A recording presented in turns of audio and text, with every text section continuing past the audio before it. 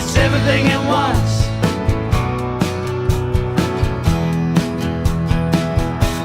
Or nothing at all. That's Rodney Crowell with Jeff Tweedy at the Loft in Chicago.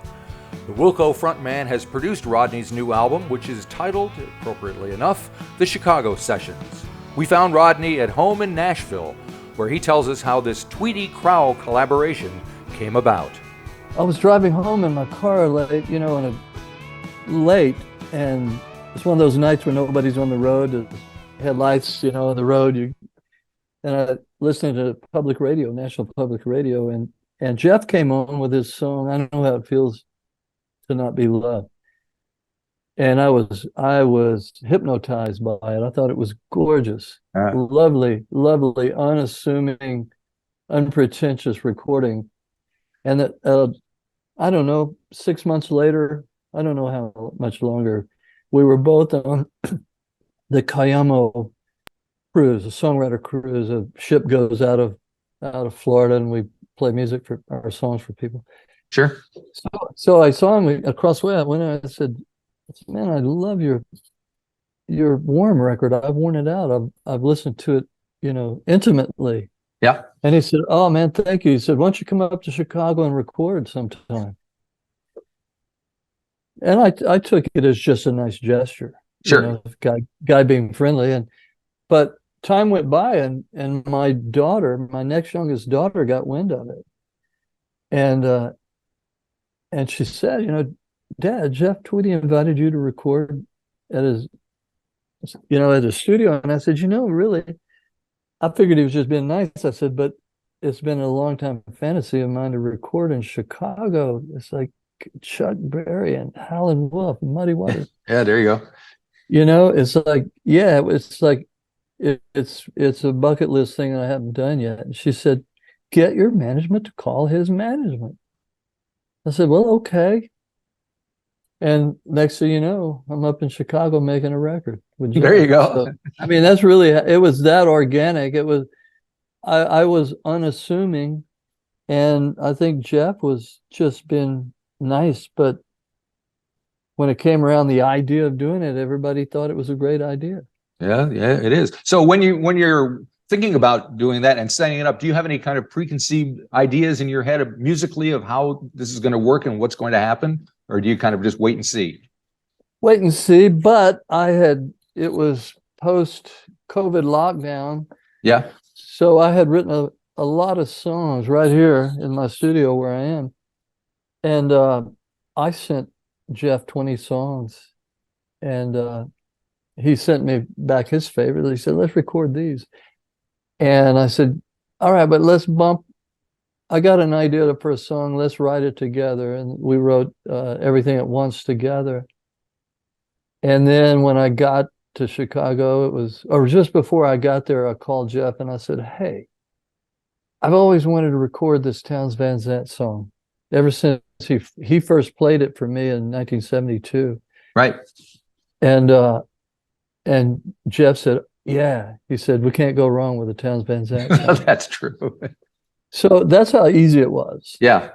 And then when I got up there, I brought some of my musicians, and he introduced me to some of his musicians, and we started recording live. Everything on that record is live. It's just what we played. We overdubbed some background vocals, and that's it. Everything else is exactly what we played. Every note I sang on it is live. So it's my kind of record. Right. Cool. So take me. I've heard about the Loft. Obviously, I've never been there in Chicago. The Wilco headquarters. What's it like in there? What's the vibe for a musician coming in out of the cold? Vintage instruments. I don't know. Probably Jeff. He didn't even have them all out. There were easily 100 guitars for me to choose from. I took a couple of mine with me.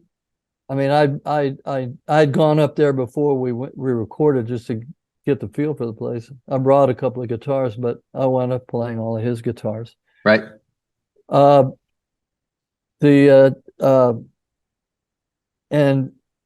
20 drum kits. every vintage bass guitar that you could want, P bass, jazz bass, Hofners, they're there, and just a wall of small watt amplifiers that sound so good. And my boy Jed Hughes is an Aussie. Yep. Who works with me a lot. He was a guitar player on the session. He big Wilco fan, so he was in heaven. Yeah. And Catherine Marks, my piano player, there was 4 pianos for her to choose from. Right. So it's a warehouse full of vintage instruments. And then, oh man, Tom Schick, the engineer, I walked in and I'm sitting down and he puts a SM7 Shure microphone on my voice, which is in Nashville, be on a kick drum or something. Right.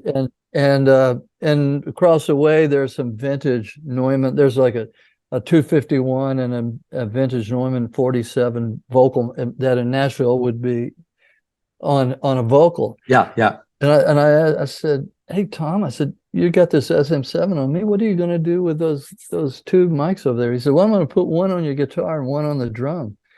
And I said, "Why aren't you going to put it on my vocal?" And he said, "Because the guitar amp is 6 feet away from where you are.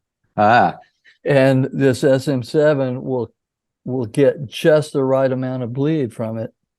And he was right. I mean, and everything in the room, Tom Schick knows how to use that room, knows how to most of the time, he just turns the volume off on the playback monitors and listens to what everybody's playing in the room. Right. And EQs that way because he knows that room so well.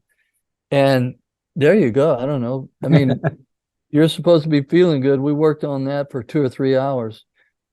But on the rest of the songs, we had them in 4 takes at the most. Nice, nice. Now you mentioned Jed Hughes. I see you just released "Loving You Is the Only Way to Fly," which is a kind of co-write you've done together with him. So, do you have anything you'd like to illuminate us about with that track? I fell so far, so deep. Can't eat, can't breathe, can't sleep, which all comes down to one more round of me, myself, and I. Well, he and Sarah Buxton and I wrote it. And Right. Sarah sings on the record with me. Actually, I just produced a record on Jed where he does a version of it too. Oh, good. Yeah, well, old school, man. It's like it's a good song. We can both record it. Sarah and Jed had worked out a slow, like a Everly Brothers slow version of it, and I felt it mid-tempo, which is kind of where we are with the mid-tempo. It's kind of Everly Brothers mid-tempo, and that was a delight to record that. It happens so easy. I think it was 2 takes on that one. Right. You know, we were just playing music as well. Songs were good, and we were just playing music. That's, You know, Now, it's not rocket science. it shouldn't be. No, it shouldn't sound like it. That's for sure. I see. It opens up with the album opens with a tune called "Lucky," which has this kind of barrel house piano kind of kicking things off. Why is that at the beginning of the record for you? How many times have I heard myself say, if I hadn't got lucky, if I hadn't had you on my side, I wouldn't be standing here today.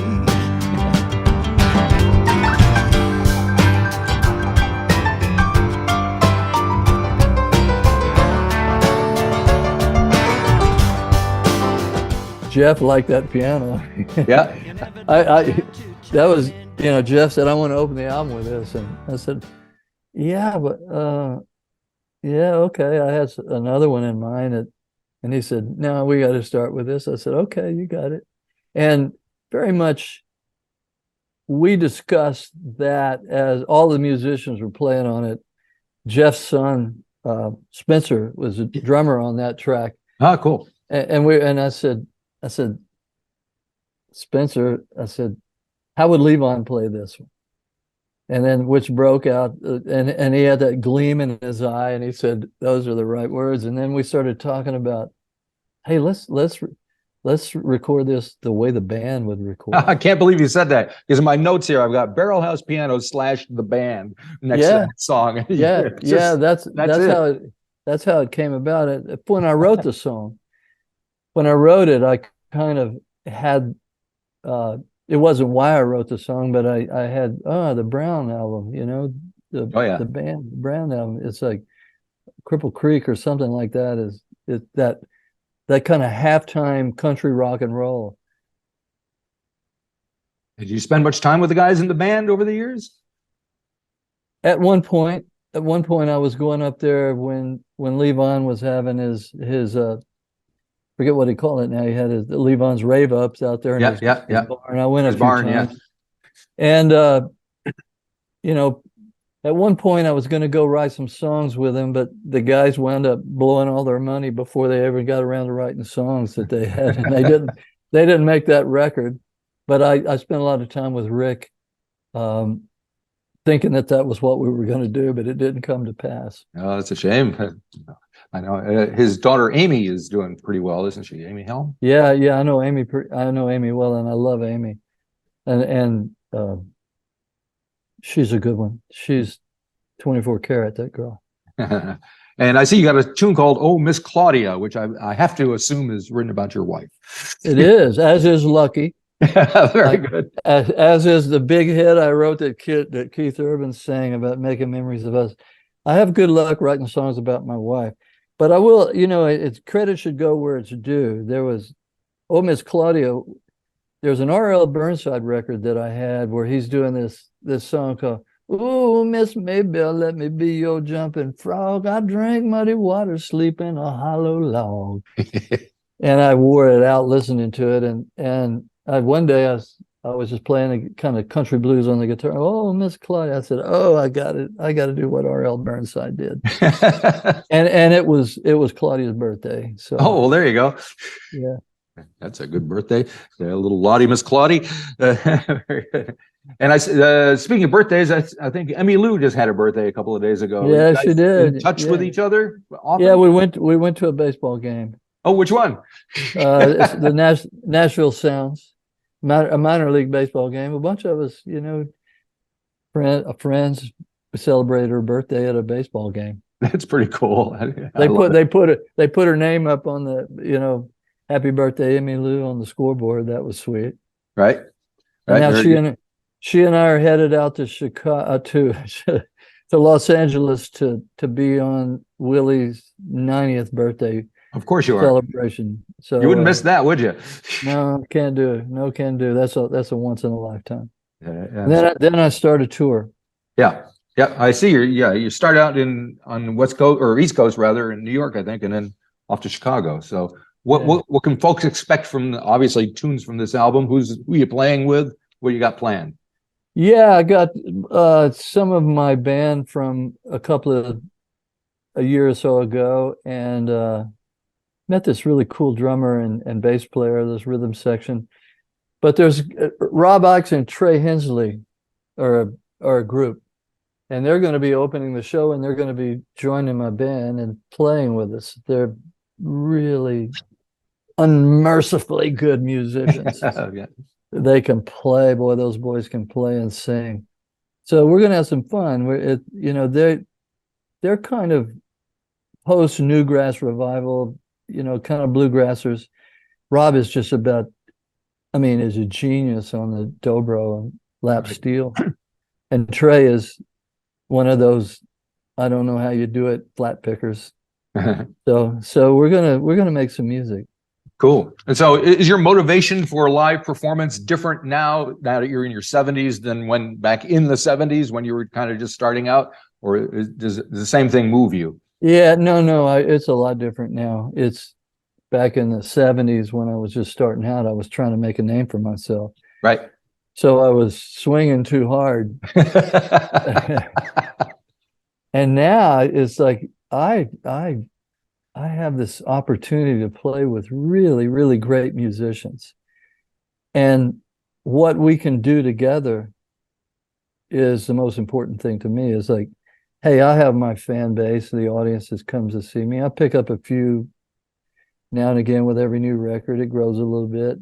I can go out and work. Yep. And I have a loyal fan base who will come. They don't expect me to play all the oldies, and Right. they're interested in what's new. And what I get to do is play with really, really gorgeous musicians. And it's a gift to go on stage with them. And so I get to a lot of kicks from putting music on for the audience. Like, I always tell the people that work with me in the band, I say, go on, step out there. I said, if you get a standing ovation with what you do, it looks good for me. Right. Yeah. It's like, hey, this is my show and I'm giving this to the people, and I want you to get all you can out of it. And the musicians respond to that. Yeah. So that's what I learned. It's like, I'm not going out there trying to make a name for myself. I'm going out there trying to entertain people with really great musicians. Cool. Now, we talked about the first song on the album. The final track is called Ready to Move On, and seems to have a message behind it. Maybe you can elaborate if you don't mind. Yeah, well, I mean, surely you felt that way. It's like, leave me alone. I spoke to a gentleman earlier, and he was like, there's a message. He said, I hope the message is not what I think it is, that you're hanging them up. And I said, no, it's like, I mean, there's a message in the dichotomy of, you know, there's no right, no wrong, no left, no right.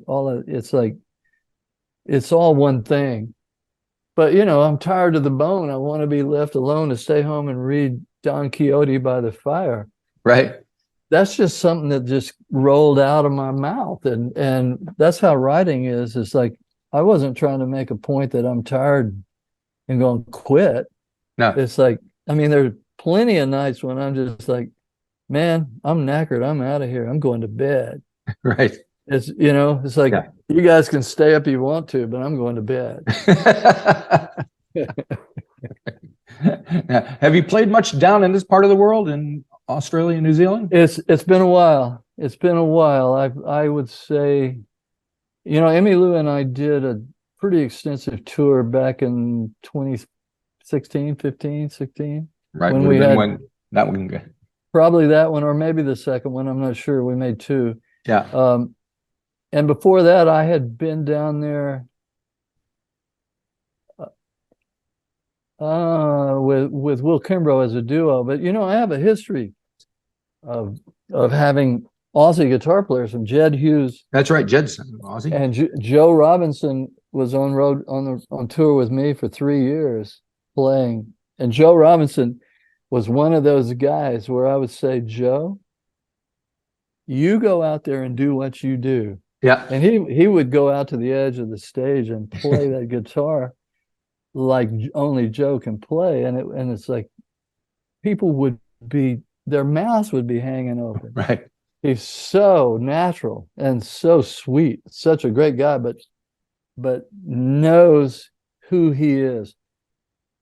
I don't remember. I think he grew up around Brisbane, and Jed, I think his Corn is where Jed is from, like north of Adelaide. Right. But man, those Aussie guitar players that work with me, they are a blast to work with. And I'll tell you why, because it's like, they all grew up lean, you know. It's like, yeah, it's like dodging brown snakes and spiders. So, you know, the hotel room not being ready for us to check in didn't bother them at all. Right. Yeah. They've got, you know, they're tough. They're, you know, coming from the outback. It's like, these guys are a blast to work with. I love them. Very cool. All right. Well, hopefully you'll get down here again sometime in the near future. We'd love to hear these songs on the stage. Yeah, I hope so. I'm committed to my father-in-law, who wants to go to Australia so bad, and New Zealand. And he says, if you go, I'm going with you. Yep. So I told him, if I'm going, you're going with me. So. And no spiders or snakes in New Zealand, so you're all good. Yeah. Yeah. Well, good. We'll start there. Very good. All righty. Well, thank you so much for spending time talking to me. Really appreciate it. Good luck with the record. I know it'll go well because it's a beautiful piece of work, and you and Jeff Tweedy together is a beautiful thing. It's a good thing. Yes. Well, stay well, my friend. Thank you very much.